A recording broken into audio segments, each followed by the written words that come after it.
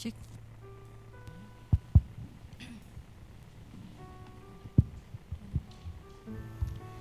Shalom Bapak Ibu. Sangat keras suaranya Pak Saiful ya, keren. Puji Tuhan ya, kita bisa berkumpul lagi di tempat ini untuk memuji dan memuliakan Tuhan. Kita persiapkan hati kita, saya ajak kita semua untuk tunduk kepala, kita berdoa dulu. Tuhan Yesus, selamat pagi Tuhan. Terima kasih ya Bapa buat hari ini Tuhan, hari yang begitu indah Tuhan, hari yang spesial Tuhan, di mana kami datang Tuhan untuk beribadah kepadamu ya Bapa. Tuhan, terima kasih untuk penyertaan-Mu Tuhan sepanjang tahun 2021 Tuhan. Dan kini kami sudah menginjak di 2022 Tuhan. Kami percaya Tuhan, kasih dan penyertaan-Mu Tuhan tidak pernah akan lepas dari kehidupan kami ya Bapa. Tuhan Yesus memberkati setiap jemaat yang belum hadir di tempat ini Tuhan, biar mereka bisa datang dan beribadah bersama-sama dengan kami di tempat ini. Tuhan Yesus, kami mau mulai ibadah kami pada pagi hari ini Tuhan, lawat setiap kami, memberkati setiap kami yang hadir. Terima kasih Tuhan Yesus, berkati juga jemaat Tuhan yang beribadah di rumah Tuhan, biarlah lawatan-Mu sama dengan di tempat ini Tuhan, dengan di rumah mereka masing-masing. Terima kasih Tuhan Yesus, terpuji nama-Mu Tuhan, haleluya, amin. Bapak Ibu, saya undang kita untuk bangkit berdiri. Kita akan menaikkan pujian, segala pujian dan syukur hanya bagi Tuhan Yesus.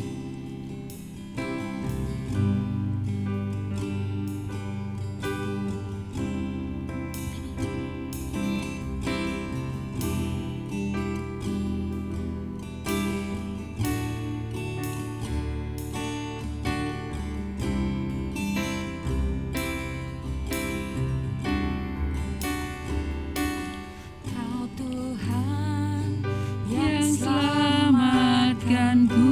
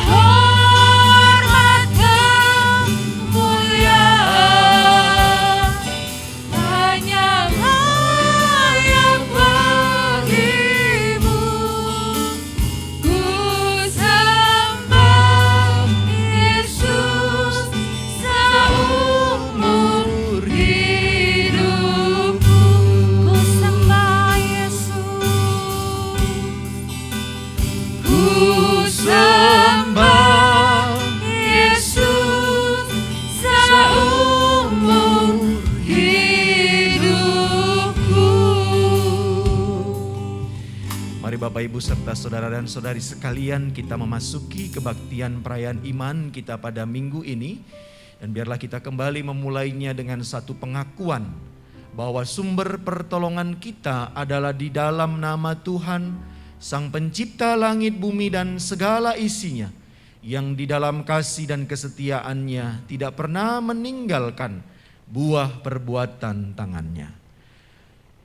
Turunlah atas kamu sekalian anugerah dan damai sejahtera di dalam nama Allah Bapa, Putra dan Roh Kudus. Amin. Mulia bagi Bapa, bagi Anak serta Roh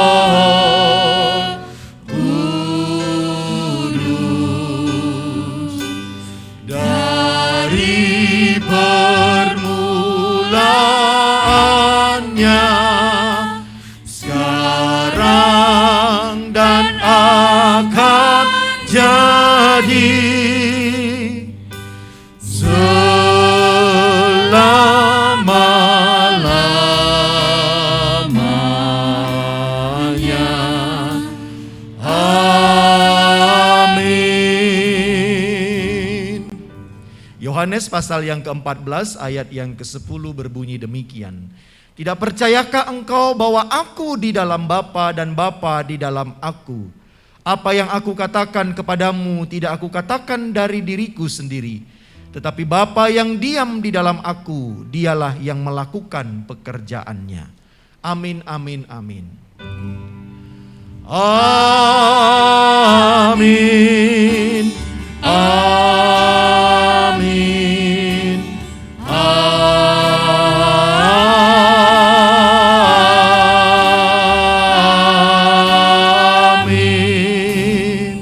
Silakan duduk Bapak Ibu, selamat pagi sekali lagi untuk kita semuanya.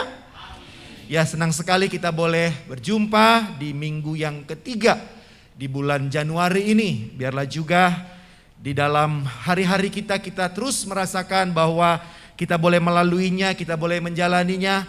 Itu sungguh juga karena perkenanan, karena kuasa, karena tuntunan daripada Tuhan. Bahkan juga di tengah-tengah situasi kondisi yang membuat kita bingung, ya, membuat kita juga kalut, membuat kita juga menjadi sesuatu hidup yang terus penuh dengan tanda tanya. Karena ya kita tahu bahwa hari-hari ini juga ya COVID-19 yang sudah bermutasi dengan sebuah virus yang jenis yang baru, bernama baru begitu ya, sedang juga melanda kehidupan kita. Tetapi kita boleh melihat bagaimana Allah yang sudah boleh menyertai kita dari hari-hari yang lalu. Biarlah juga di dalam situasi saat ini kita tetap percaya juga kita bisa melalui hari-hari ini. Nah, karena itu tetap juga kita harus memperhatikan apa-apa yang disarankan, yang dimintakan oleh pemerintah kita dalam kehidupan kita. Dan juga kalau ada juga hal-hal yang coba dilakukan oleh pemerintah, mari kita juga ikuti. Dan sepertinya ada vaksin booster sudah mulai kembali digalakkan. Biarlah itu juga menolong, membantu untuk kita bisa menyelesaikan semua persoalan yang ada di dalam kehidupan kita di dunia ini. Nah Bapak Ibu Saudara dan Saudari, hari ini juga menjadi hari yang spesial. Karena kalau kita lihat para pemain musik kita itu ada Asher, ada Betty dan juga ada Anya. Nah ini anak-anak remaja kita, anak-anak pemuda kita yang selama ini memang sudah kita ikutkan dalam pelatihan musik. Dan hari ini mereka akan melayani secara full. Kalau beberapa waktu yang lalu mungkin mereka hanya mengiringi satu lagu, mempersembahkan pujian. Tetapi hari ini mereka akan mengiringi ibadah kita di ibadah pertama dan ibadah kedua. Ya, kelihatannya Ibu Intan sudah mempersiapkan juga 12 lagu Bapak Ibu ya. Oh tidak ya, nanti kalau 12 lagu kapan kita selesainya ibadah. Jadi Bapak Ibu mereka akan mengiringi ya, karena ini perdana pasti ada rasa groginya ya. Apalagi mereka bertiga itu pasti semua akan melihat wajah Bapak Ibu ya. Jadi tolong kalau mereka melihat berikan wajah yang senyum gitu ya. Bukan wajah yang mikir atau bahkan wajah yang protes, ini nadanya kok lari gitu ya. Ya Bapak Ibu supaya mereka tetap juga semangat gitu ya. Sehingga paling tidak kerinduan gereja ini juga terjadinya regenerasi para pelayan itu terus terjadi ya. Tidak yang senior-senior terus yang melayani. tetapi juga anak-anak kita yang mudah diberi ruang kesempatan untuk menjadi pelayan-pelayan Tuhan. Nah, karena itu Bapak Ibu, ya kita bersyukur dan biarlah kita dukung mereka di dalam pelayanan pada hari ini. Nah, yang kedua saya juga dititipin pesan ini, pesan penting bagi setiap kita yang memiliki anak-anak sekolah minggu. Ada berita baik ya bahwa bulan depan, betul ya Bu Valen ya, bulan depan kita akan mencoba untuk memulai kembali kelas ya komisi anak, atau kalau kita ingat itu namanya komisi sekolah minggu. Jadi komisi anak akan dimulai kembali di bulan depan. Nah, karena itu guru-guru sekolah minggu juga telah mengirimkan, atau bahkan mungkin hari ini baru mengirimkan, saya kurang tahu. Kemarin sudah dikirimkan yaitu link untuk Bapak Ibu sekalian yang memiliki anak-anak sekolah minggu dapat mengisi form ya. Artinya form itu adalah paling tidak Bapak Ibu sekalian setuju atau mengizinkan anak-anaknya untuk ikut sekolah minggu, dan juga harapannya anak-anak Bapak Ibu sudah juga mendapatkan vaksin sehingga juga tidak ada dalam tanda petik kekhawatiran yang berkelebihan dalam pelayanan kita. Tetapi Bapak Ibu, kelas komisi anak ini belum secara keseluruhan betul ya dilakukan. Jadi belum dari Batita sampai dengan Madya belum ya. Tetapi kita masih mencoba dari anak-anak yang ada di kelas 3 SD sampai dengan 6 SD. Jadi kalau Bapak Ibu anaknya di kelas 3 dan sampai kelas 6 sudah bisa bulan depan mengikuti kelas dari komisi anak ya. Dan tentunya sudah divaksin. Nah, karena itu tolong kerjasamanya isilah survei itu, dan harapannya juga mengisinya dengan tidak begitu ya, tapi juga boleh percaya ya untuk mengikuti kelas sekolah minggu. Nah Pak, tapi kalau ada anak kecil yang saya bisa bawa bagaimana? Kemarin juga saya dititipin boleh-boleh aja, tapi nanti mungkin, tapi harapannya yang dibawa kelas 3 jangan dulu lah. Tapi kalau memang harus dibawa, mungkin nanti akan diberi kelas khusus juga Bapak Ibu ya. Jadi itu berita baiknya, bulan depan kita akan memulai kembali ya untuk ibadah komisi anak di gereja kita. Tentunya juga mengikuti protokol kesehatan. Dan semua guru-guru sekolah minggunya, komisi anak pendamping sepertinya sudah divaksin ya. Ya, sudah divaksin, jadi sudah dalam keadaan yang sehat gitu ya.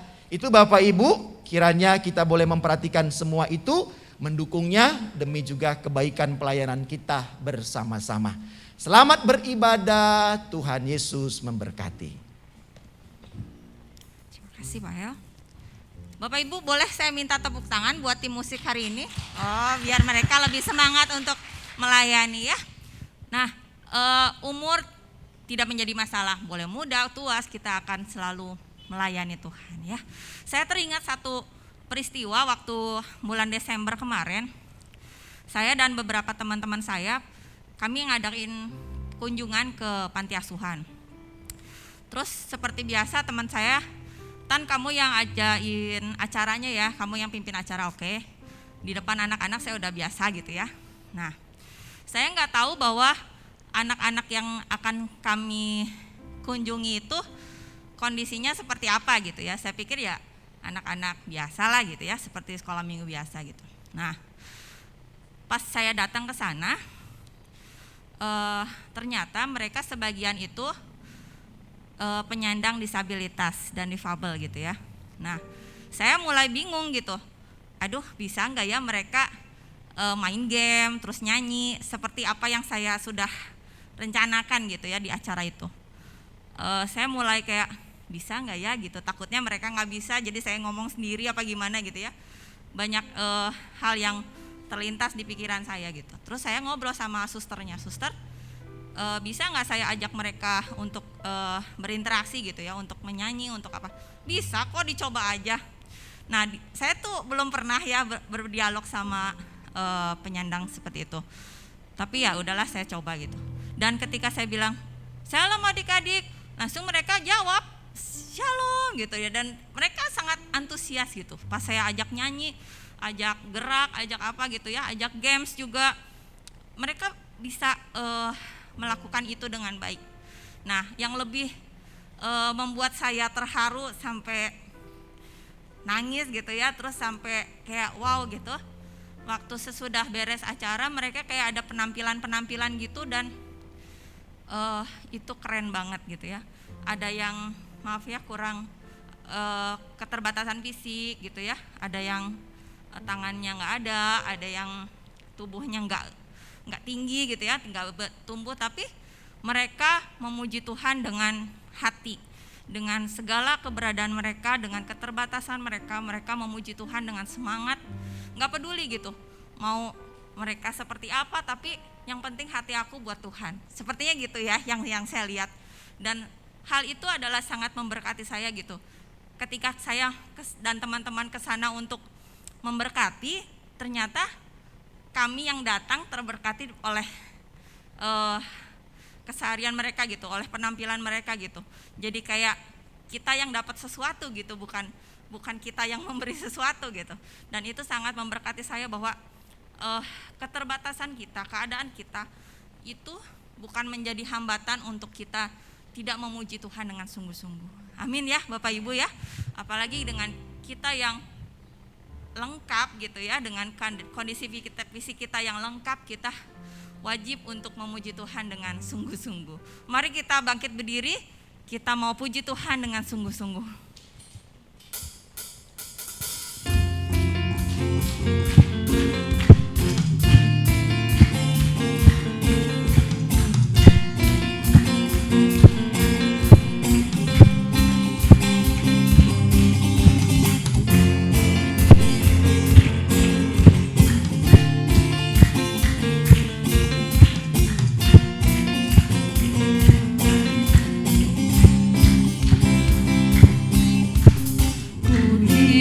Kuasa dari Raja Mulia, menaklukkan musuh di bawah kakiku. Ku pakai kuasa dari Raja Mulia. Bila Allah ada bersamaku, siapa jadi lawanku?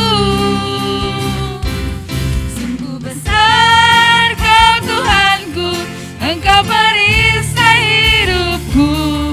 Ku berdiri dengan iman dalam Yesus Tuhan. Kau yang memberi kemenangan, ku bersorak merayakan. Terpujilah Engkau Raja segala raja.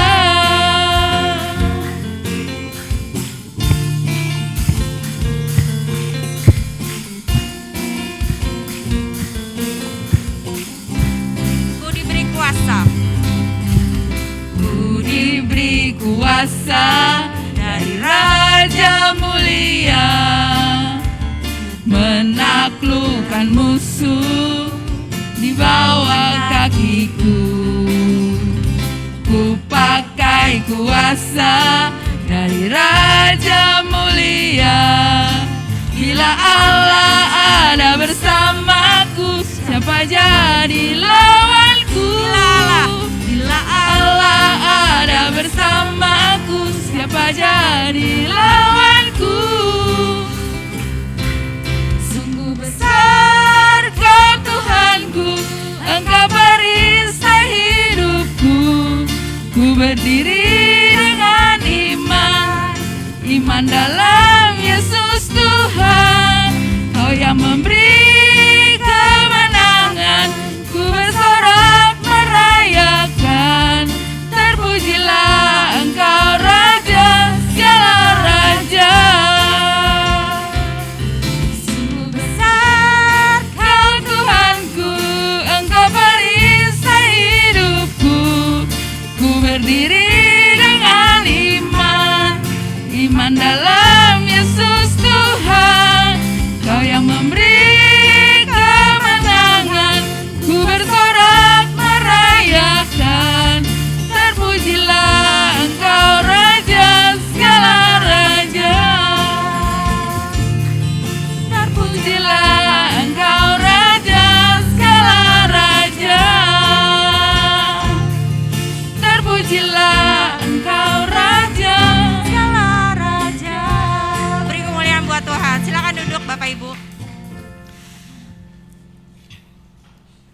Tiba saat kita untuk membawa semua doa-doa syafaat kita.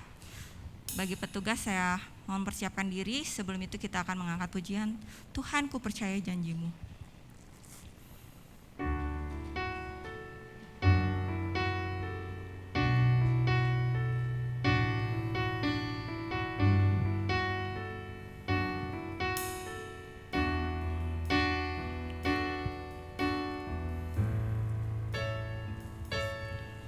Saat ku hancur hati, ku datang padamu. Kau beri kekuatan dan beri penghiburan. Saat tak seorang pun dapat ku andalkan, Kau yang memberi jalan, Kau yang menuntunku. Saat ku tak mengerti dalam hidup ini, namun firman-Mu selalu menerangiku. Engkau yang buatku kuat lewati semua. Engkau pertolonganku, tempat harapanku, Tuhan. Ku percaya janji-Mu dalam hidupku. Kau beri kemenangan, Tuhan. Kau selalu setia di dalam hidupku. Kau berharga bagiku, Kaulah jaminanku dalam hidupku. Saat ku tak mengerti dalam hidup ini, Saat ku tak mengerti dalam hidup ini, namun firman-Mu selalu menerangiku. Engkau yang buatku kuat lewati semua. Engkau pertolonganku, tempat harapanku, Tuhan. Ku percaya janji-Mu dalam hidupku. Kau beri kemenangan, Tuhan. Kau selalu setia di dalam hidupku. Kau berharga bagiku, Kaulah jaminanku dalam hidupku. sekali lagi kita katakan Tuhan.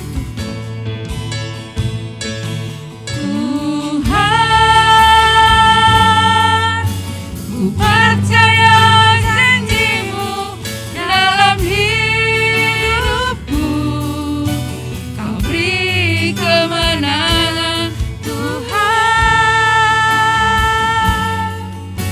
Kau selalu setia di dalam hidupku.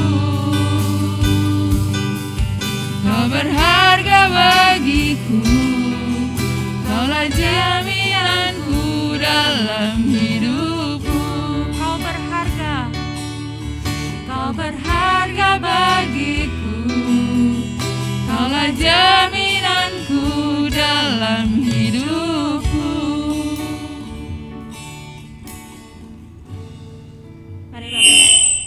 Mari Bapak Ibu kita tundukkan kepala, kita berdoa.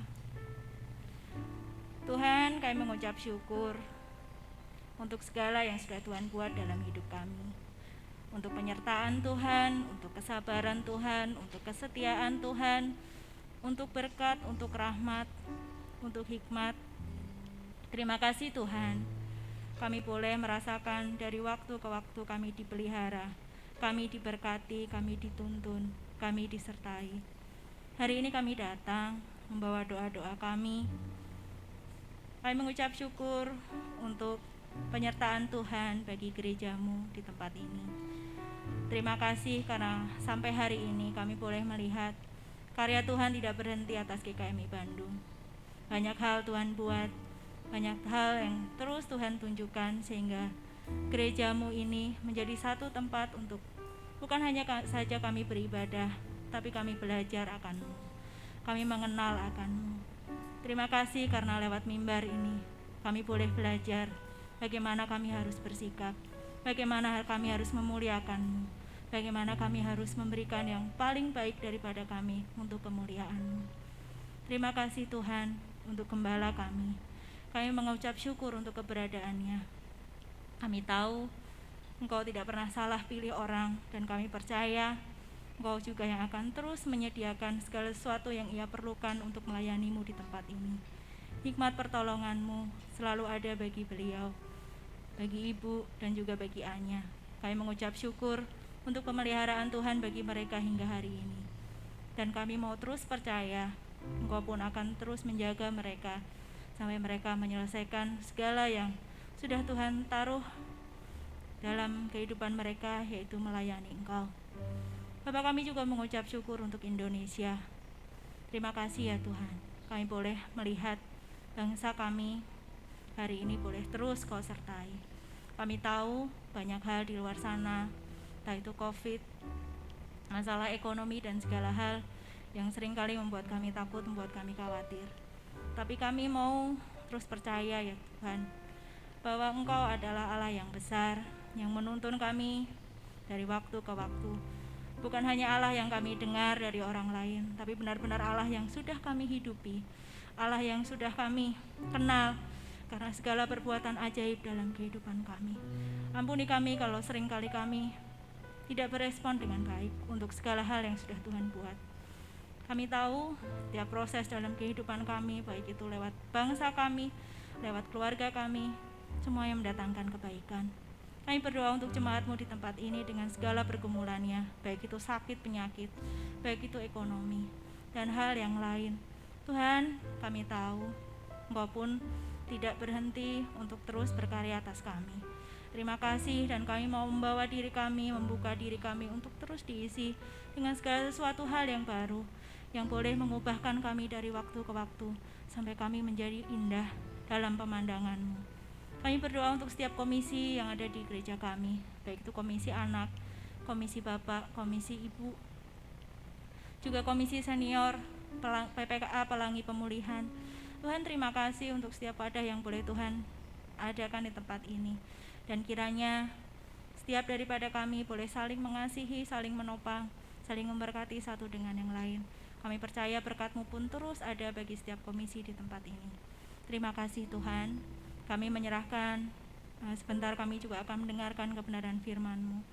Tuhan, kami rindu, kami boleh mendapat sesuatu hal yang baru lagi untuk kami belajar mengenal akan-Mu. Kami rindu pengenalan kami tentang-Mu dari waktu ke waktu boleh semakin ditambah-tambahkan. Dan kebenaran ini boleh menuntun kami untuk kami boleh berespon baik, mengerjakan segala sesuatu yang Tuhan mau. Terima kasih, kami menyerahkan ibadah kami dari awal hingga akhir ke dalam tangan-Mu. Dalam nama Tuhan kami Yesus Kristus kami sudah berdoa. Amin.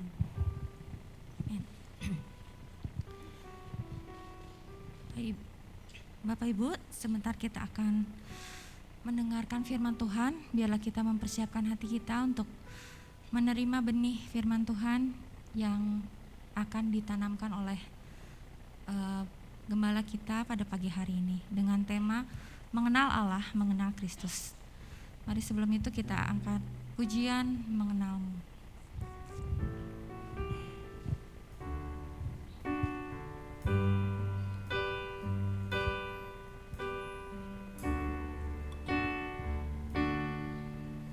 Bila ku buka mataku dan lihat wajah-Mu,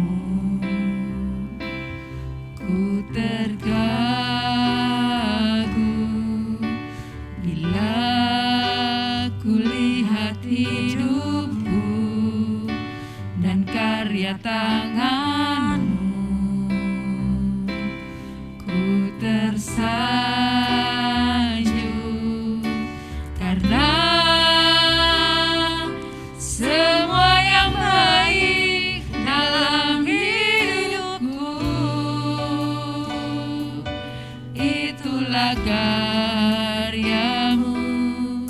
Kau beri kesempatan yang baru, dan ku ingin mengenal-Mu, Tuhan, lebih dalam dari semua yang ku kenal. Tiada kasih yang melebihi-Mu, ku ada untuk menjadi penyembah-Mu. Mari katakan. Bila ku buka mataku dan lihat wajah-Mu, ku tersanjung.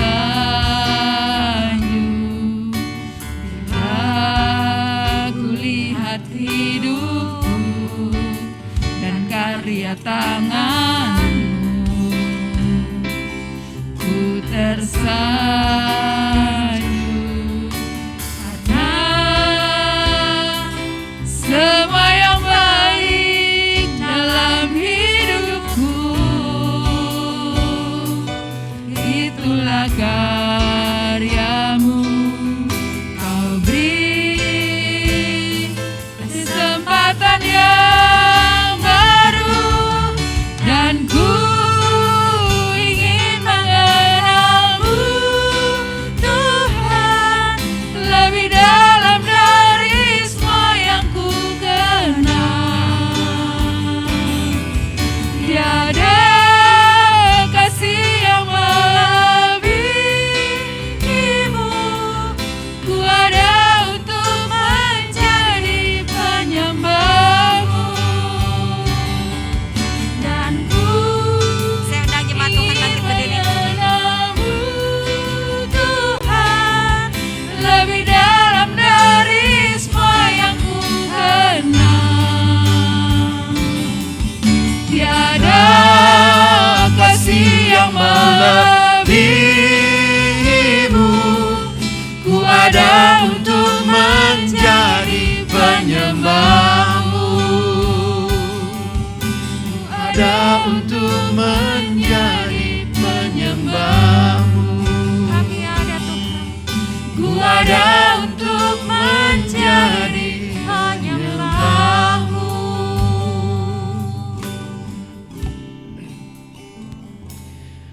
Mengenal-Mu Tuhan tentulah bukan menjadi sebuah proses yang sekali berjalan, tetapi mengenal-Mu itu menjadi proses yang harus kami lakukan sepanjang kehidupan kami. Sehingga nanti pada ujung kehidupan kami, maka di ujung itulah sesungguhnya kami secara sempurna dapat mengenal akan Engkau ya Tuhan. Dan hal tersebut juga boleh kami dapatkan untuk dapat mengenal Engkau ketika kami memiliki selalu kerinduan untuk merenung-renungkan firman-Mu. Karena kami tahu juga di dalam firman-Mu itu juga Engkau sedang memperkenalkan diri-Mu kepada kami. Tetapi kami sadar akan segala keterbatasan kami, karena itu biarlah Roh-Mu yang kudus itu juga menjadi roh yang menolong kami untuk kami terus boleh menemukan pengenalan yang benar dan tepat terhadap sosok pribadi-Mu ya Tuhan.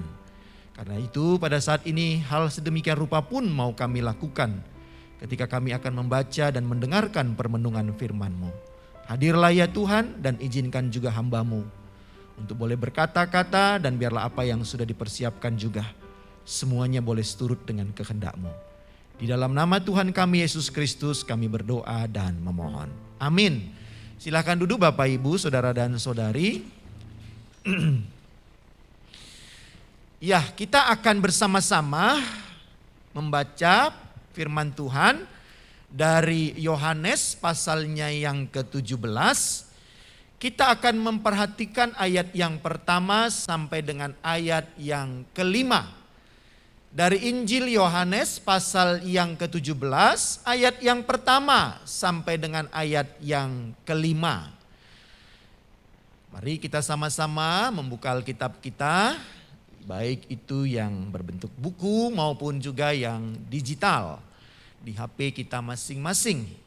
Jika kita sudah menemukannya, mari kita bersama-sama memperhatikannya dan saya akan menolong untuk membacakan kepada kita sekalian. Yohanes 17 ayat 1 sampai 5. Demikianlah kata Yesus. Lalu ia menengadah ke langit dan berkata, Bapa, telah tiba saatnya, permuliakanlah anakmu, supaya anakmu mempermuliakan engkau.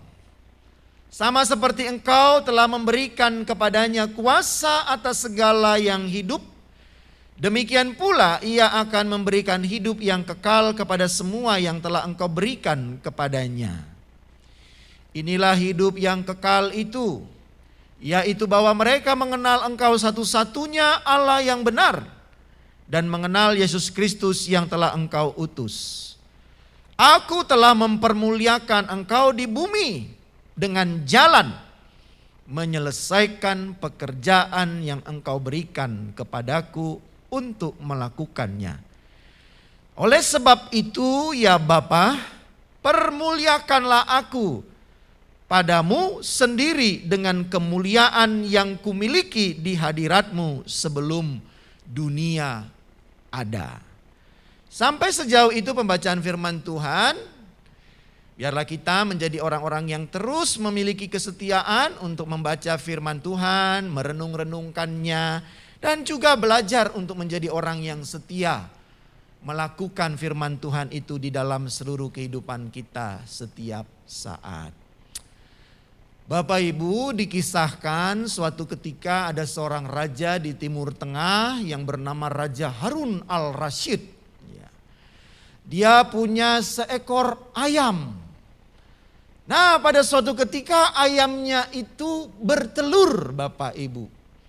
Ayamnya bertelur, ayam yang menjadi binatang peliharaannya itu bertelur. Lalu ketika dia melihat telur ini, dia memikirkan sesuatu di dalam benaknya. Dan apa yang dia pikirkan itu lalu dia wujudkan menjadi sebuah sayembara. Menjadi sebuah pertandingan untuk dapat menjawab dari apa yang ada di dalam benaknya. Nah, pertanyaannya yang muncul dalam benaknya itu adalah ketika dia memiliki ayam yang bertelur itu adalah, duluan mana ya? Telur ayam ini atau ayamnya? Ini kan sepertinya juga sesuatu yang sudah sering kita dengar ya. Duluan mana yang ada? Telur ayam atau ayamnya? Nah, dimulailah sayembara dengan hadiah yang menarik. 1 karung emas begitu hadiahnya. Tetapi ada konsekuensinya. Ketika seorang berani untuk ikut dalam sayembara tersebut dan tidak mampu menjawab dengan memberikan jawaban yang memuaskan kepada raja tersebut, maka justru bukan emas yang akan didapatkan tetapi hukuman. Pada awalnya banyak orang yang akan ikut Bapak Ibu, tetapi karena juga melihat ada sebuah konsekuensi yang akan didapatkan kalau tidak bisa menjawab dengan benar, akhirnya muncullah hanya 4 orang cendekiawan, sang bijaksana yang menghadap raja, dan salah satunya bernama Abu Nawas. Begitu. Ini ceritanya begitu Bapak Ibu. Ya, kita tentu juga sepertinya sudah pernah juga mendengar nama Abu Nawas itu banyak dipakai dalam cerita-cerita di Timur Tengah. Nah, 3 orang menjawab tetapi raja tidak puas. Lalu 3 orang itu dihukum Bapak Ibu. Dan tibalah kepada Abu Nawas. Abu Nawas maju, dia memberikan jawabannya. Raja, engkau bertanya mana duluan, telur atau ayam? Lalu Abu Nawas menjawab, yang dahulu itu adalah ayam. Bukan telur yang lebih dahulu, tetapi ayam yang lebih dahulu. Raja bertanya, kenapa engkau mengatakan ayam dulu? Lalu Abu Nawas memberikan penjelasan, Karena ayam bisa mengenal telur lebih dahulu. Ayam bisa mengenal telurnya lebih dahulu. Sedangkan telur tidak akan bisa mengenal ayam. Abu Nawas memberikan jawaban yang sedemikian rupa, Bapak Ibu. Bahwa ayam bisa lebih dahulu mengenal telur, telur tidak bisa mengenal ayamnya, induknya, sumbernya. Tetapi sang induk bisa mengenal telurnya. Maka yang lebih dahulu adalah ayam, kata si Abu Nawas. Raja termangut-mangut dan sepertinya dia bisa menerima pemahaman itu. Lalu Abu Nawas mendapatkan hadiah. Tentunya Bapak Ibu ini bukan jawaban yang bisa memuaskan kita semua ya. Tapi juga kita bisa memunculkan pertanyaan atau juga alasan yang mengatakan telur yang lebih dahulu. Tetapi yang mau saya sampaikan dalam hal ini adalah jawaban dari Abu Nawas itu, yaitu dengan kata kuncinya adalah mengenal. Mengenal. Nah, dalam hal inilah yang ditunjukkan bahwa sesuatu itu bisa menjadi ada karena ada yang mengenal atau ada yang menciptakan. Maka dari situ ia bisa mengenal dari apa yang dia ciptakan. Ada dulu sosoknya, ada pribadinya, ada bentuknya, maka kita bisa mengenal. Nah, sama dengan juga dalam kehidupan kita, keseharian kita.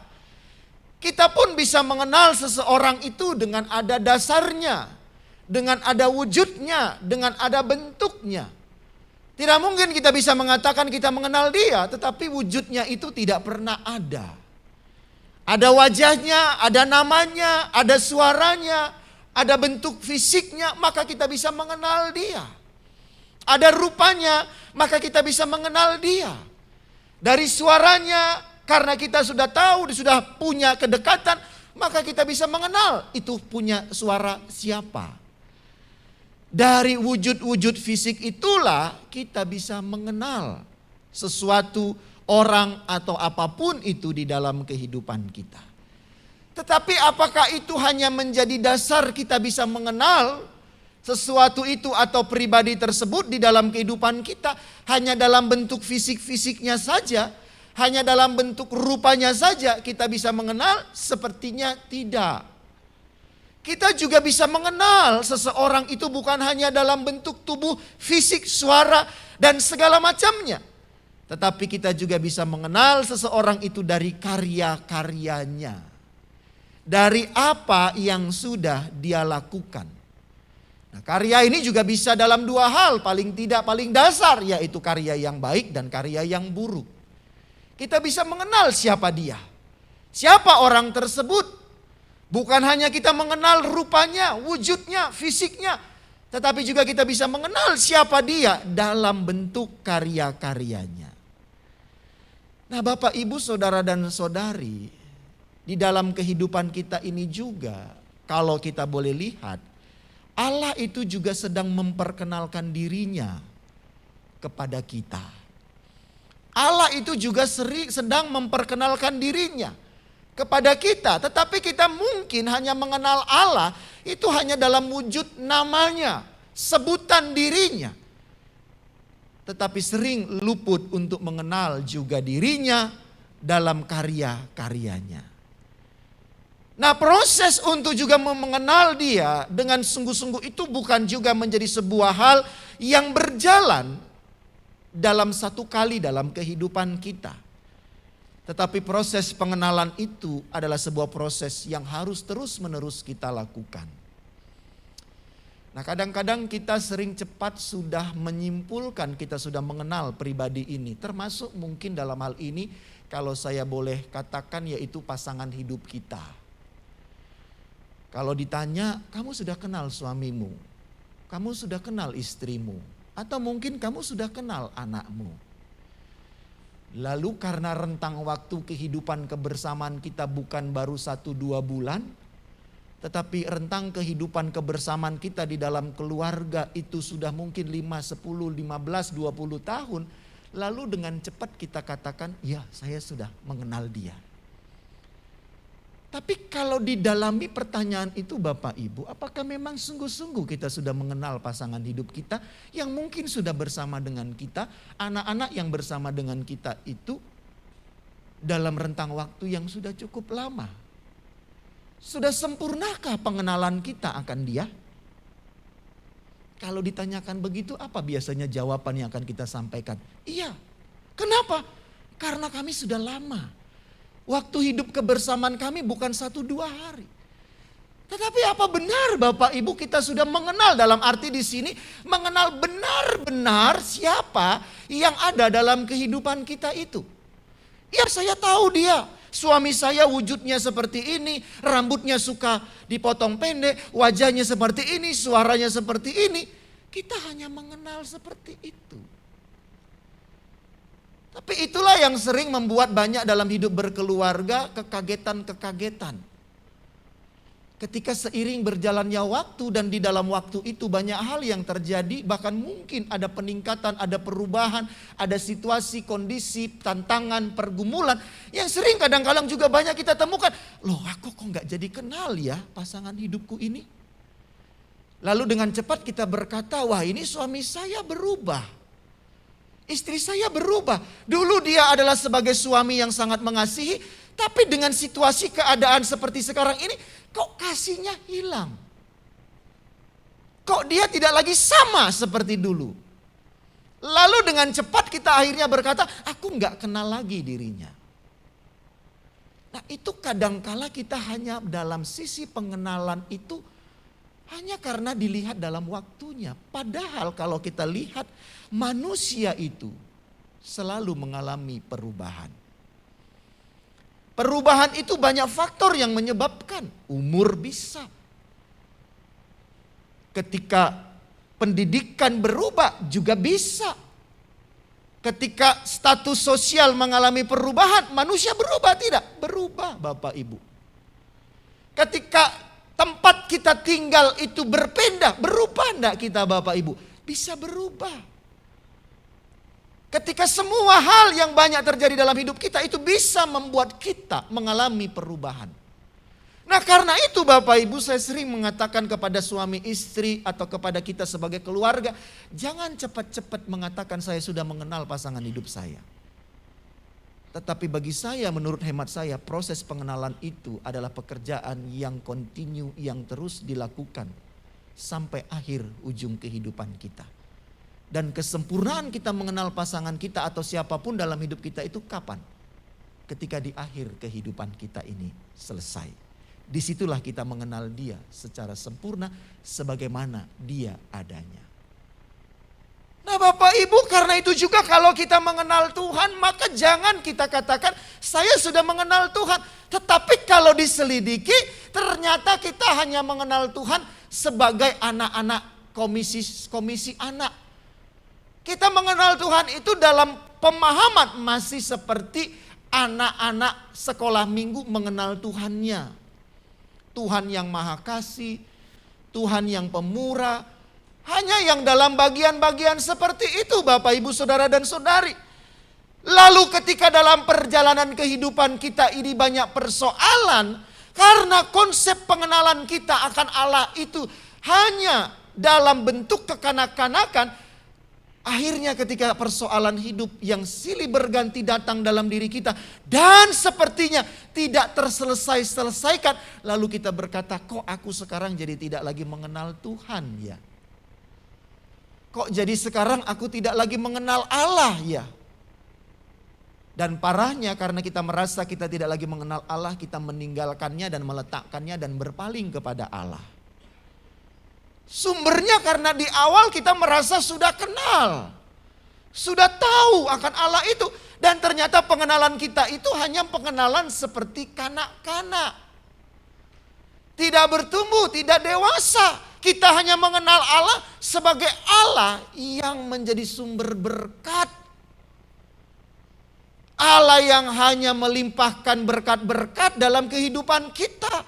Allah yang selalu hadir dalam bentuk Immanuel, yaitu Allah yang hadir untuk selalu menolong kita, meluruskan jalan kita, memberikan kesembuhan, keajaiban. Tetapi lupa juga pengenalan bisa jadi Allah itu juga menjadi sosok Allah yang juga bisa berdiam dalam kehidupan kita ini. Tetapi sosoknya bukan tidak ada. Tetapi Allah bisa menjadi Allah yang juga kita kenal kalau kita bertumbuh dalam iman kita. Allah yang juga kadangkala bisa menjadi Allah yang berdiam dengan tujuan untuk mengizinkan kita lebih dewasa dalam kehidupan ini. Nah, dalam bacaan kita ini juga sepertinya ada sebuah nuansa yang kuat, yaitu dalam hal mengenal itu Bapak Ibu. Dan dalam hal mengenal ini juga bukan hanya berhenti, tetapi dalam mengenal ada harapan untuk dimuliakan.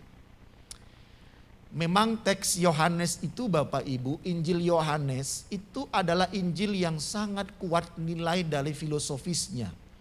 Bahasa-bahasa dari Injil Yohanes itu adalah bahasa yang tidak mudah untuk segera dipahami Bapak Ibu. Kalau kita baca saja dari Injil yang pertama Yohanes itu pasal pertama kan sudah muncul itu sebuah bentuk filosofis gitu ya, filsafat. Firman menjadi daging. Itu kan kayaknya nggak ceto gitu kan, nggak jelas tuh. Firman menjadi daging itu kan bentuk kata filsafat itu. Gimana bisa kita lihat secara langsung firman itu menjadi daging? Logos itu menjadi daging. Ya, sesuatu firman itu aja apa mungkin dalam diri kita. Kata-kata kok bisa menjadi daging. Nah, sama juga dengan bagian kita pada saat ini. Kalau Bapak Ibu itu senang membaca firman Tuhan, ini bisa menjadi sebuah teks yang membuat Bapak Ibu juga mengalami perubahan dalam pengenalan akan Kristus. Kenapa coba kalau kita lihat? Yuk, saya bukan ingin mengganggu keimanan Bapak Ibu sekalian ya. Kalau kita lihat coba di ayat yang pertama. Demikianlah kata Yesus, lalu ia menengadah ke langit dan berkata. Perhatikan kalimat ini Bapak Ibu. Dan perhatikan ini kenakan dengan siapa Yesus yang kita imani. Siapa Yesus yang kita imani itu? Dia hanya manusia? Tapi siapa? Allah, betul. Betul tidak? Dia kan Allah. Karena itu kita mempunyai doktrin yaitu tentang Trinitas, Tritunggal. Ya kan? 3 pribadi tetapi satu kesatuan. Coba lihat tuh ayat yang pertama. Yesus tuh ngapain tadi? Dia kan berdoa kan? Dia berdoa lalu dia menengadah ke langit. Ya. Dan dia berkata, kata-katanya ini coba perhatikan Bapak Ibu.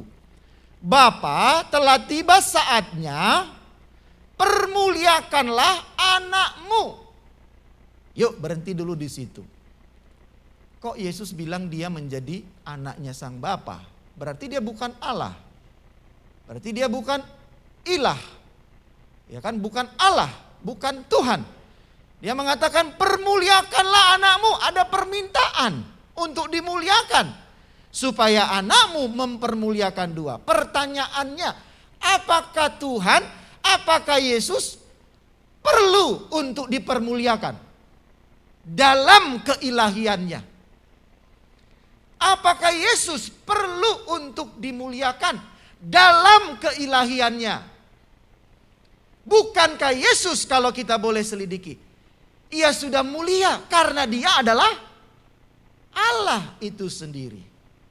Tapi ini ada doa dalam permintaan Yesus agar dia dipermuliakan. Kalau kita dalam berpikir, mungkin kita dalam mengenal Tuhan, ngapain Yesus minta dimuliakan? Kan dia sudah Allah. Dalam pemahaman tentang Trinitas kita tahu bahwa Yesus itu juga adalah Allah yang setara, tidak dibawa daripada Allah Bapa, tidak dibawa daripada Allah Roh Kudus, tetapi dia adalah Allah Anak yang sama kedudukannya, 3 pribadi tetapi satu kesatuan. Sama mulianya, sama agungnya, sama hebatnya, sama pemiliknya. Kalau kita mau kaitkan dengan pemahaman tentang ya owner, pemilik saham, ya di dunia ini Allah Bapa, Anak dan Roh Kudus itu ya sama share dalam kepemilikan sahamnya. Tidak, bukan berarti Allah Bapa itu sebagai pemilik saham mayoritas, lalu Yesus itu middle, lalu Roh Kudus itu pemilik saham minoritas. Tidak Bapak Ibu, kan? Benar tidak? Dalam iman kita, dalam kepercayaan kita. Berbeda enggak pemilik sahamnya, pemilik kuasanya? Tapi itu Yesus bilang, Bapa telah tiba saatnya permuliakanlah anakmu supaya anakmu mempermuliakan engkau. Lah ini kok bisa begitu? Bisa terguncang enggak iman Bapak Ibu? Kalau kita hanya punya pemahaman pengenalan Tuhan itu yang memang sedemikian rupa saja. Bisa terguncang enggak Bapak Ibu? Saya yakin kalau Bapak Ibu orang yang kritis, tentu bisa terguncang. Lalu mulai tidak mempercayai Yesus itu sebagai Allah. Tidak lagi mempercayai Yesus itu sebagai 3 pribadi yang dalam satu kesatuan. Lalu mungkin Bapak Ibu tidak lagi berdoa kepada Yesus Kristus. Sudah kepada Allah Bapa sajalah. Karena apa? Yesus itu ternyata hanya di bawahnya. Ngapain? Saya langsung saja ke atas. Bisa enggak Bapak Ibu kita melihat akan hal itu? Bisa jadi kalau proses pengenalan kita hanya dalam rentang waktu kita saja, tetapi kita tidak bertumbuh, terus mendalami dengan tentunya kerangka yang baik untuk terus coba mengenal akan Allah itu di dalam segala kehidupan kita. Nah Bapak Ibu, ini adalah bentuk doa teks kita bacaan ini. Nah itu ada 3 bagian doa yang disampaikan oleh Yesus itu. 1-5 itu memang berbicara tentang personalnya. Dia doa untuk dirinya sendiri. 6-19 itu berdoa bagi para murid-muridnya. 20-26 ia berdoa untuk semua orang yang percaya kepadanya. Kalau ada yang menerjemahkan ini untuk gereja begitu. Untuk orang-orang yang dipanggil, untuk eklesia, untuk orang-orang yang telah dipanggil keluar dari dalam kegelapan masuk dalam terang itu. Nah kita lihat di ayat yang kelima ini doa personal. Ini doa personal Yesus kepada Sang Bapa. Tetapi kalau kita lihat bukan baru kali pertama Yesus berdoa kepada Sang Bapa. Bukan hanya dalam bagian pasal 17 ini saja Yesus berdoa. Yesus juga pernah berdoa di awal-awal dalam Markus, juga kita melihat di awal-awal dia pelayanan. Ya, dia berdoa, dikatakan juga di sana pagi-pagi benar dia berdoa keluar. Dalam ketika dia mau menerima salib di Taman Getsemani dia juga berdoa. Dan ini juga bagian doanya kepada Sang Bapa. Nah, paling tidak saya mau mengingatkan dulu ini. Doa itu menjadi nafas kita, menjadi sarana kita, menjadi media kita untuk kita bisa berjumpa dan berbicara kepada Tuhan. Sebagai orang percaya, itulah sarana yang disiapkan oleh Tuhan kepada kita untuk kita bisa berjumpa dengan Dia. Dan di dalam doa kita bisa menyampaikan apa yang kita rasakan, apa yang kita mohonkan. Tetapi satu hal yang mau saya juga ingatkan, bahwa di dalam doa itu kembali semua yang kita rasakan, semua yang kita mohonkan harus dalam kesadaran, dalam tuturan kata kita yang juga sadar bahwa akhirnya yang mewujudkan dan menentukan ya dan tidaknya itu siapa? Allah sendiri Bapak Ibu. Jadi juga kita harus sadar kalau kita berdoa, jangan kita berdoa lalu seolah-olah kita langsung mengklaim semua doa kita itu akan terwujud sesuai dengan kehendak kita. Enggak bisa Bapak Ibu. Walaupun itu media kita untuk berkomunikasi kepada Tuhan, ya kita diberi ruang untuk berkata-kata, menyampaikan semua unek-unek kita, menyampaikan semua permohonan kita, lakukan itu. Tetapi harus selalu sadar kehendak Tuhanlah yang jadi dalam semua permohonan kita. Itu juga harus belajar mengenal doa yang benar Bapak Ibu. Kalau nggak bisa nggak kecewa kita. Aku kayaknya sudah tunduk-tunduk begitu berdoa terus nggak berwujud-wujud, ini apa yang kudoakan? Apa Allah itu yang kudoakan itu kuping yang gak denger itu ya? Kayaknya kurang keras ini aku doa. Ya, tapi bukan itu Bapak Ibu. Jadilah kehendak Tuhan. Nah Yesus berdoa. Doanya di ayat 1-5 ini doa yang menarik. Sepertinya dia mau minta dimuliakan. Doa permohonan supaya dia menjadi sosok pribadi yang dimuliakan. Padahal tadi kita tahu dia adalah Allah. Yesus sepertinya dalam doa di ayat 1 sampai dengan seterusnya itu ingin mengklaim haknya. Ingin yaitu dimuliakan. Bahkankah dia pribadi Allah sendiri? Ia Allah yang dari sebelumnya adalah Allah yang juga ada dalam kisah penciptaan. Kenapa ia mau dimuliakan? Nah, Bapak, Ibu, Saudara dan Saudari, saya mau katakan bukan berarti ada degradasi, ya, penurunan nilai Yesus pada teks ini. Yesus tetap menjadi Allah, pribadi Allah. Ya, Yesus tetap menjadi Trinitas tersebut. 3 pribadi yang menjadi satu kesatuan.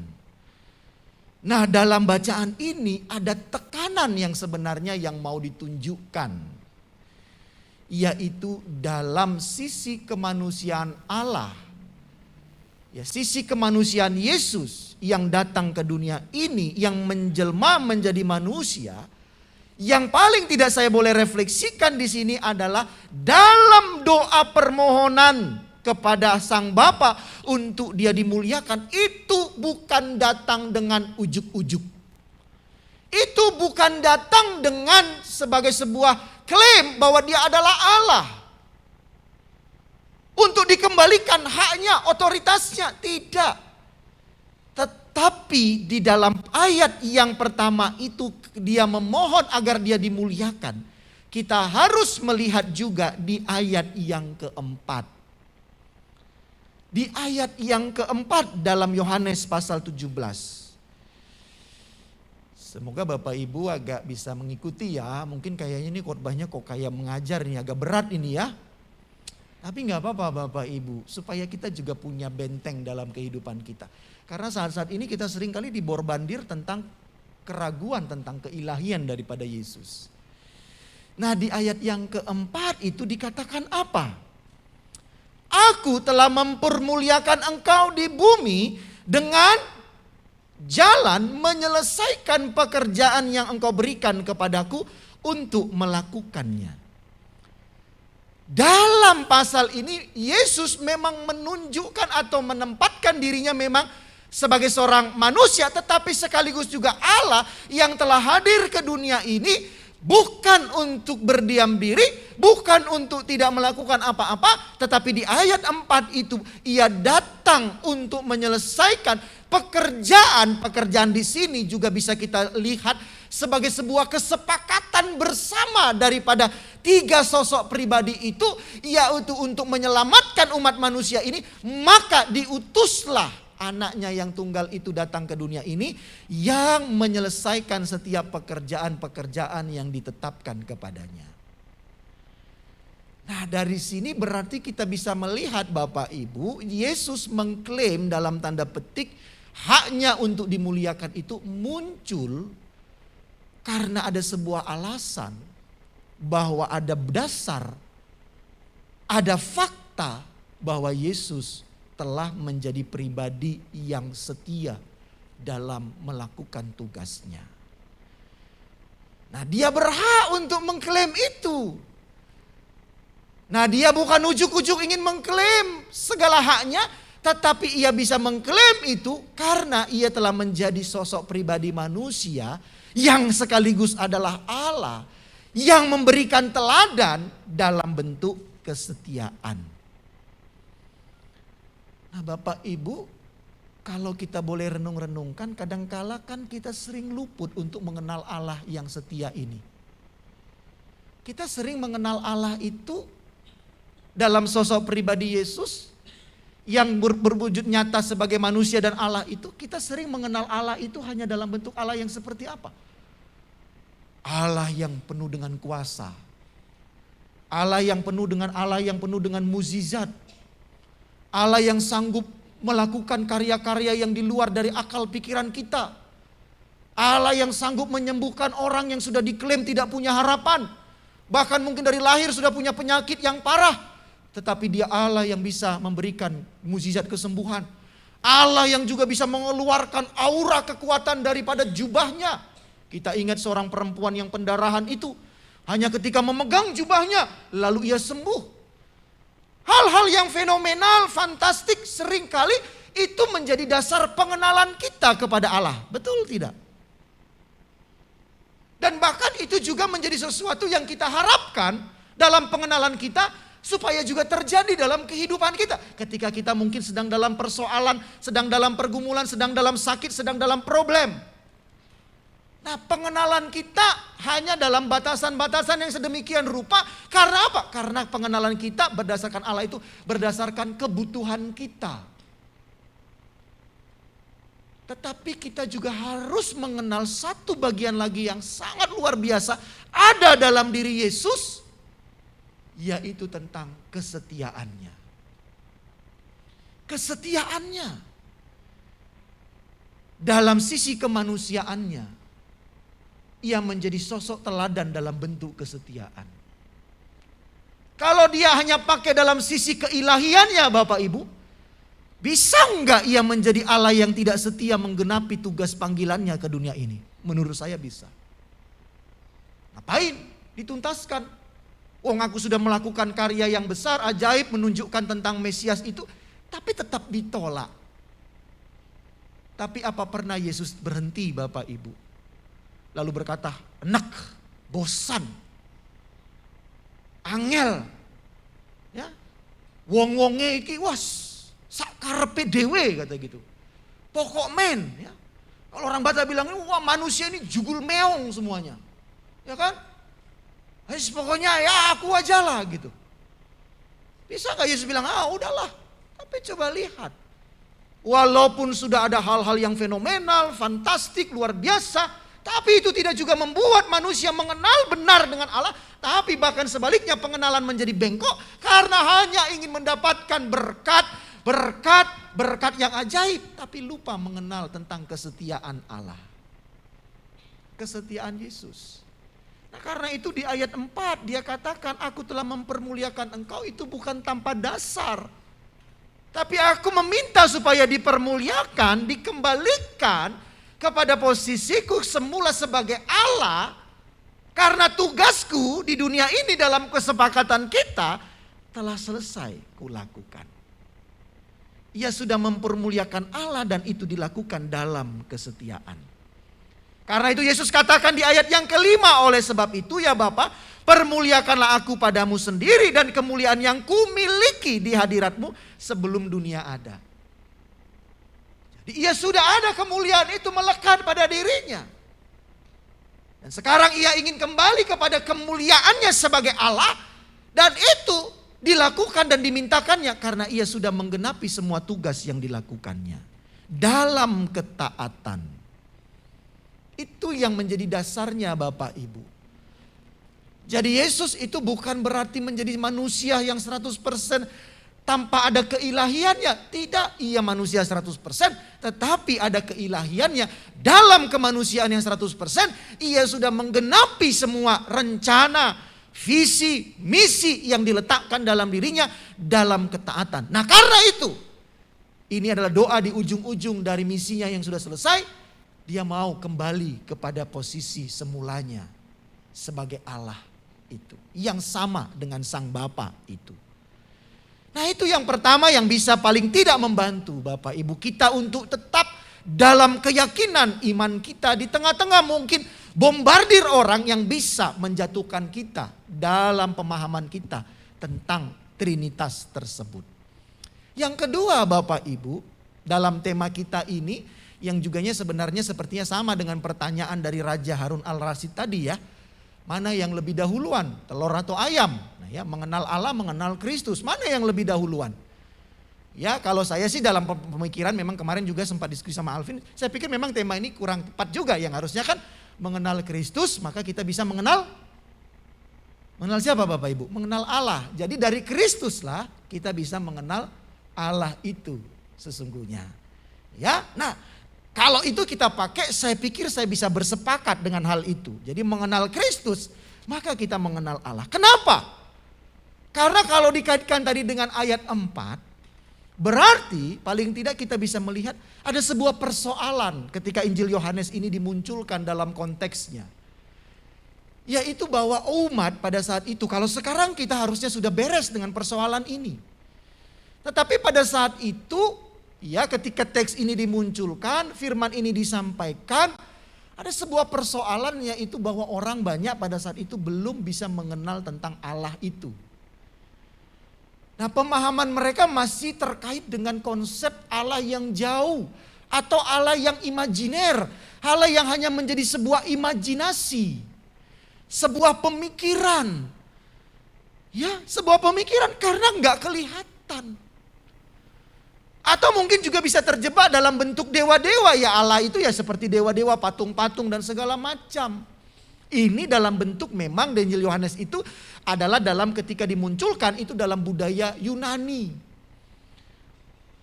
Greko-Roma gitu ya. Kerajaan Romawi sudah mulai berkuasa yang sangat dipengaruhi oleh Helenisme. Yaitu tentang pemujaan kepada dewa-dewa. Apakah Allah itu sama dengan seperti itu? Dalam rupa-rupa yang seperti itu sangat jauh. Hanya menjadi sebuah imajinasi. Nah, ketika Yesus mengatakan tadi di ayat yang keempat itu juga menjadi sebuah legitimasi atau pengesahan bahwa Allah itu tidak lagi menjadi sosok pribadi yang jauh. Allah itu bukan lagi menjadi satu sosok pribadi yang imajiner, yang menjadi sebuah hayalan, yang tidak bisa dirasa. Tetapi di dalam diri Yesus yang telah hadir di dunia ini, melakukan karya, tindakan, pekerjaan, ketaatan sampai tuntas di atas kayu salib. Itu menunjukkan bahwa Allah itu ada dalam rupa Yesus, dan Allah yang ada itu telah menjelma dan tinggal diam bersama dengan manusia. Nah, ketika umat melihat akan hal itu, bukan hanya melihat dalam penglihatan mata, tetapi melihat dalam pengenalan yang mendalam, maka umat akan mengetahui bahwa Allah itu bukan menjadi sosok lagi yang imajiner, Allah yang jauh, tetapi Allah yang sudah berdiam diri di dalam kehidupan di dunia ini. Nah, kalau ini juga kita imani Bapak Ibu, berarti kita memiliki Allah yang bukan dalam bentuk hanya kata-kata. Bukan hanya dalam rumusan-rumusan. Tetapi Allah yang sudah benar-benar hadir di dunia ini. Melalui sosok pribadi Yesus. Nah, ketika itu menjadi sebuah pengenalan yang mendalam, maka kita sudah lagi menjadi orang yang tidak lagi ragu. Kita tidak lagi mempunyai Allah yang hanya dalam bentuk imajinasi yang jauh. Tetapi Allah yang kita imani di dalam iman kita sampai dengan hari ini.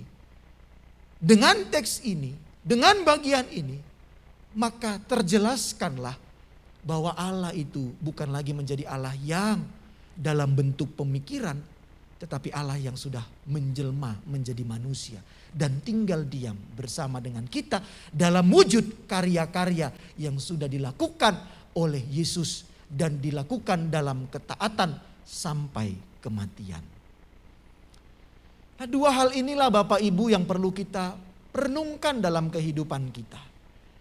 Jadi Allah dalam diri Yesus itulah yang membuat kita bisa mengenal Sang Bapa, bahkan juga mengenal Sang Roh Kudus dalam kehidupan kita pada saat ini. Ia bukan lagi menjadi tokoh imajiner, karena ia menjadi Allah yang real dalam kehidupan kita. Nah, karena itu maka kita memiliki iman yang begitu luar biasa dalam kehidupan kita. Tetapi sekarang persoalannya apa dalam kehidupan kita saat ini? Yang menjadi titik kunci dalam permenungan kita pada saat ini adalah seperti apa yang sudah dilakukan oleh Yesus dalam kesetiaannya. Nah, ternyata kita juga diminta untuk menjadi orang yang setia. Dalam iman kita mewujudkan itu di dalam tindakan dan laku kehidupan kita supaya apa? Ya, paling tidak supaya Allah Sang Bapa itu dalam diri Yesus juga bisa mengenal kita. Nah, supaya kita bukan hanya dikenal oleh Sang Bapa itu hanya dalam bentuk nama kita. Tetapi Allah juga bisa mengenal kita dan tahu siapa kita dalam segala laku, sikap dan perbuatan kita. Tetapi jangan kita ujuk-ujuk mengklaim supaya kita juga dimuliakan kepada Tuhan nanti. Dalam doa-doa kita kepada Tuhan, Tuhan aku minta juga dimuliakan karena Yesus sudah dimuliakan, maka sekarang aku dimuliakan. Tunggu dulu. Kalau kita juga melihat dalam sosok Yesus sebagai seorang manusia, ia meminta dimuliakan itu karena ia sudah menjadi pribadi yang setia melakukan semua yang diperintahkan Sang Bapa kepada dirinya. Nah, tapi bukan berarti ketika kita diminta dimuliakan kita menjadi Allah, ya tidak. Tetapi paling tidak membuat kita bisa dikenal oleh Allah itu. Dikenal sebagai Sang Pencipta yang menghadirkan kita. Bukan hanya dari rupa kita, bukan dari hanya nama kita. Tetapi kita dikenal dalam kesetiaan mewujudkan semua kehendak Allah dalam setiap laku kehidupan kita. Nah, hal ini yang perlu kita renungkan Bapak Ibu. Di tengah-tengah dua hal yang tadi saya sebutkan. Sudahkah kita juga menjadi orang-orang yang setia dalam teladan yang sudah Yesus lakukan? Dan akhirnya ia mendapatkan tempat yang layak dalam kehidupannya. Kembali kepada haknya. Nah, bagaimana juga dengan kita Bapak Ibu? Apakah kita juga mau mengklaim hak kita kepada Tuhan sebagai anak-anaknya? Tetapi kita tidak hidup di dalam kesetiaan kepada kehendak-kehendaknya. Nah, karena itu biarlah Tuhan tidak hanya mengenal nama kita. Atau kita juga tidak hanya mengenal Tuhan dan menyebut namanya berulang-ulang kali tetapi kita tidak mewujudkan kesetiaan kita. Tetapi sebaliknya Tuhan mengenal nama kita dan juga Tuhan mengenal segala laku yang kita buat. Semua apa yang kita lakukan dan itu semuanya berkenan di hadapan Tuhan. Tuhan dimuliakan, Yesus dimuliakan karena ia telah mewujudkan semua tindakan yang diperintahkan Sang Bapa kepada dirinya sebagai ia seorang manusia yang diutus datang ke dunia ini. Nah, bagaimana dengan kita sebagai orang yang saat ini sudah diselamatkan oleh Tuhan melalui karya kematiannya itu dan kebangkitannya? Apakah ada wujud kesetiaan dalam diri kita? Ada wujud konsistensi dalam iman kita yang tidak berpaling dalam semua situasi keadaan kita. Sehingga nanti sampai di ujung ketika kita mengakhiri kehidupan kita ini, Tuhan menemukan kita sebagai anak yang dikenalnya, yang diciptakannya, yang berkenan kepadanya. Bukan sekarang engkau bisa berkata, aku sudah orang yang setia. Bukan sekarang Bapak Ibu.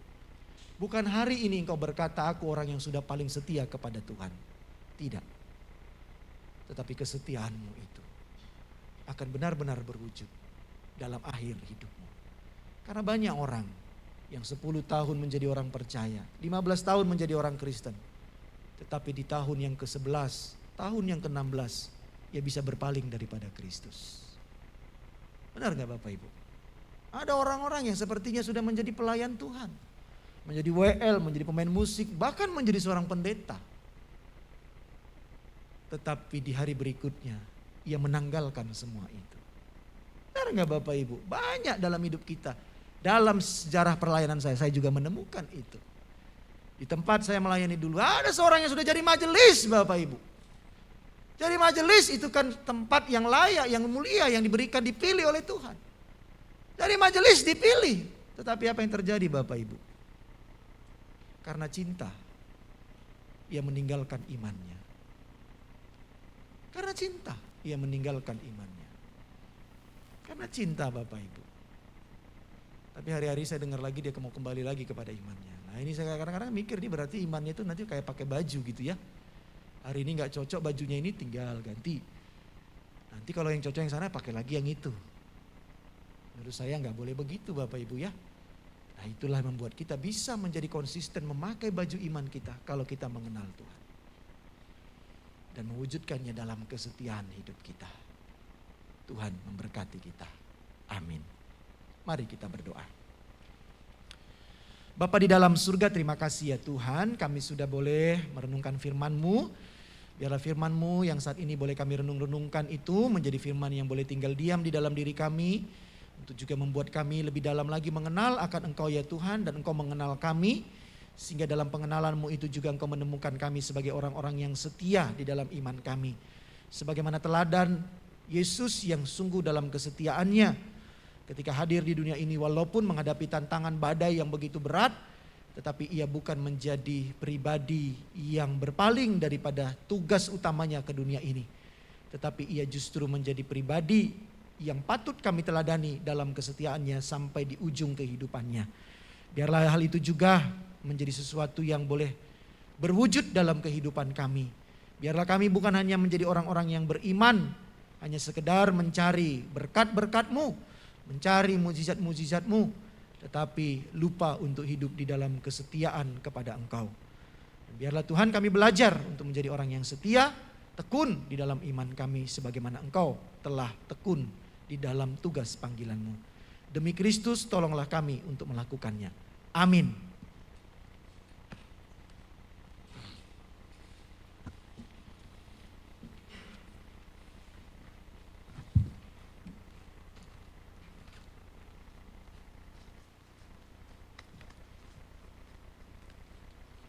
Terima kasih Pak Alfred sudah membawakan firman Tuhan pada pagi hari ini. Biarlah menjadi kekuatan dan pedoman dalam hidup kita.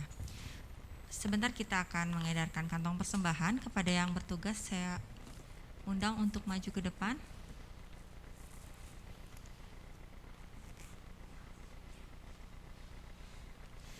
Mari kita persiapkan.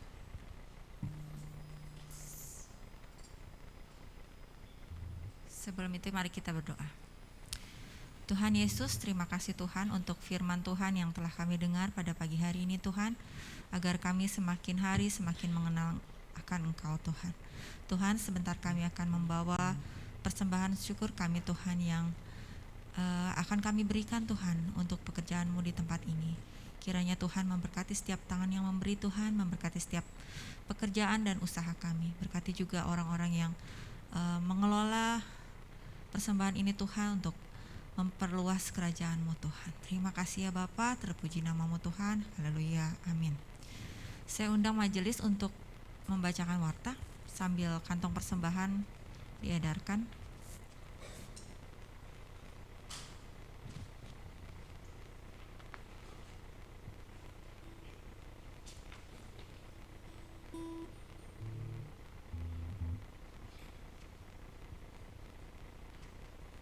Ya, shalom jemaat yang dikasihi Tuhan.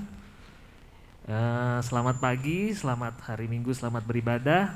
Ya, pertama-tama kami menyambut setiap jemaat yang boleh hadir beribadah di tempat ini. Jika ada yang mungkin baru pertama kali, saya kira semua sudah pernah beribadah ya. Selamat beribadah, senang bisa kita beribadah sama-sama. Juga terima kasih untuk pelayanan firman dari Bapak Gembala kita yang sudah menyampaikan firman Tuhan. Bapak Ibu, seperti tadi Bapak hambanya sampaikan, mengenal Tuhan itu adalah perjalanan seumur hidup. Kita akan mengenal Dia itu sempurnanya nanti begitu kita selesai. Dan tiap orang punya ceritanya sendiri-sendiri tentang Tuhan. Adalah baik kalau kita boleh saling sharing. Cara gue lihat Tuhan gini loh, menurut lu Tuhan tuh gimana? Jadi kita akan kaya. Ya, mungkin untuk seorang security Tuhan tuh penjaga kayak gue ngejagain orang gitu kan, karena dia levelnya dari security. Atau mungkin dari seorang manajer, oh Tuhan itu tukang manage karena dia memanage segala-segalanya. Atau dia seorang creator, pencipta, bikin kue, bikin apa, ya Tuhan itu punya versinya lagi yang sendiri. Tapi yaitu Tuhan itu besar, sangat besar, dan kita akan kumpulkan puzzle kita tentang Dia, kita akan mengenal Dia semakin indah. Ya Bapak Ibu, pengumuman untuk tanggal 16 ini bagi Bapak, Ibu, Saudara-saudari yang sudah daftar katekisasi untuk boleh hadir di ruangan ini setelah ibadah kedua. Jadi yang sudah daftar boleh tinggal hadir di ruangan ini setelah ibadah kedua. Dan dari Komisi Anak tadi seperti yang sudah hambanya sampaikan, bahwa ada rencana tatap muka kembali sekolah minggu Komisi Anak untuk dimulai di bulan depan. Tapi mohon kesediaan Bapak Ibu mengisi form yang ada di Watra Digital atau bisa menghubungi pendamping anak atau guru sekolah minggu. Jika Bapak Ibu memiliki putra-putri lebih dari satu, silahkan isi form sampai selesai lalu tekan kembali linknya, diulangi lagi ya Bapak Ibu. Jadi dua-duanya dimasukkan. Ya, Bapak Ibu juga ada berita bahwa telah dipanggil pulang ke rumah Bapa di surga Bapak Pendeta Situmorang, ayahanda dari Bapak Bonfri Situmorang, juga kakak ipar dari Ibu Nurlela pada tanggal 14 Januari 2022. Juga telah dipanggil pulang juga Bapak Abdi Prasetya, kakak dari Bapak Bekti Budi Wibowo pada tanggal yang sama 14 Januari. Jemaat, majelis dan gembala mengucapkan turut berduka cita, kiranya Tuhan memberi kekuatan dan penghiburan bagi keluarga yang ditinggalkan. Dan juga yang berulang tahun adalah pada seminggu ke depan Ibu Nurlina Manurung pada tanggal 19 Januari, Ibu Mary Ratna dan Saudari Marcelina pada tanggal 20 Januari, juga Bapak Indarto, Saudari Rina Anggriani, Saudara Darwin, dan Ibu Yosefin pada tanggal 22 Januari. Bapak Ibu, sebentar juga ada dari majelis yang akan menyampaikan program selama Dengan doa berkat. Baik Bapak Ibu, sebelum doa berkat diberikan kepada kita, ya tadi sudah disampaikan pemaparan program gereja ya, yang juga tentunya ada program-program untuk setiap jemaat secara pribadi dan komsel, tapi itu adalah gambaran program gereja kita yang besar Bapak Ibu ya. Jadi juga perlu didukung, didoakan, dan diberikan juga dukungan bagi pelayanan tersebut. Ya, termasuk tadi mungkin ya tentang hal yang sangat besar itu tentang program rumah emeritasi. Kembali tadi sudah ditekankan majelis, itu bukan langsung sekarang ini diperuntukkan untuk saya, tapi siapa yang akan emeritasi. Jadi bisa saya juga enggak? Bisa kalau saya emeritasinya pensiunnya di sini, ya kan? Sampai saya usia 60 tahun, emeritasi, lalu diadakan ibadah emeritasi, pensiun. Nah itu memang bisa menjadi bagian saya sebagai bukti ya perhatian daripada gereja. Kenapa memang harus dilakukan? Memang itulah aturan daripada sinode kita. Ketika gereja dewasa memanggil hamba Tuhannya, maka gereja tersebut juga harus memperhatikan segala sesuatu kehidupan daripada hamba Tuhannya. Ya, jadi itu memang konsekuensi logisnya Bapak Ibu ya. Nah jadi itu, tapi memang saya katakan sama majelis, jangan langsung dibilang itu untuk Pak Elfren. Bukan, tapi untuk siapapun yang akan emeritasi. Karena mungkin saja 3 tahun yang akan datang saya tiba-tiba dipanggil Tuhan lagi ke tempat yang lain. Bisa jadi Bapak Ibu. Dengan tugas pelayanan yang lain bisa jadi. Karena kami mengimani, kami ini kan prajurit-prajurit Kristus. Jadi yang diperintahkan oleh sang jenderalnya, nah itu tadi, berangkat. Ya mungkin saya tiba-tiba diutus, ya bikin gereja GKMI di Papua sana. Ya bisa berangkat Bapak Ibu. Ya itu jadi perlu kita juga pahami. Nah gereja melakukan itu untuk meringankan setiap panitia emeritasi di berikutnya. Supaya mereka tidak jadi orang yang diplokoto begitu ya. Dikasih beban langsung gitu, bikin ini semuanya. Tapi dari awal kita siapkan strategi dilakukan supaya meringankan semua beban daripada gereja. Jadi itu mungkin Bapak Ibu ya, supaya tidak ada pikiran nih enak banget nih Pak Elfren nih langsung dikasih rumah begitu ya. Jangan lihat saya, tapi lihat siapa nanti hamba Tuhan yang akan emeritasi. Bisa saya? Bisa Bapak Ibu. Kalau Bapak Ibu juga berkenan, saya sampai emeritasi di sini ya. Kalau nanti semuanya nggak senang sama saya, ya saya harus pergi kan. Begitu ya. Karena kami ini kan laskar-laskar Kristus gitu ya, bukan laskar-laskar pembela yang lain itu Bapak Ibu. Begitu Bapak Ibu, kita dukung semuanya dan juga kita doakan untuk semua kehidupan kita, pelayanan kita, tantangan kita, pergumulan kita di tahun 2022 ini. Dan kini semoga Allah yang damai sejahtera itu menguduskan kamu seluruhnya. Semoga roh, jiwa dan tubuhmu terpelihara sempurna dengan tidak bercacat pada kedatangan Yesus Tuhan kita yang kedua kali. Ia yang memanggil kamu adalah setia, ia juga akan menggenapinya. Terimalah berkat dari Tuhan. Kiranya Allah yang sang sumber pohon pengharapan kekal abadi itu akan memenuhi kamu dengan segala kesukaan dan sentosa di dalam iman kepada Yesus Kristus. Supaya makin kayalah kamu di dalam pengharapan itu. Oleh sebab kuat kuasa Roh Kudus sekarang dan selama-lamanya. Amin. Kami memuji kebesaran-Mu. Ajaib Tuhan, ajaib Tuhan, kami memuji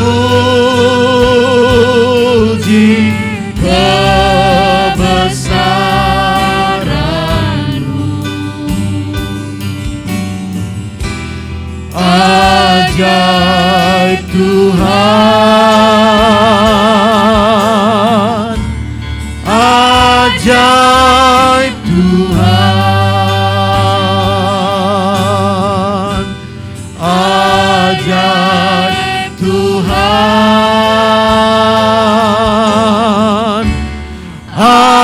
ajaib Tuhan. Selamat hari Minggu, Tuhan Yesus memberkati kita. Silakan bersatu teduh sejenak.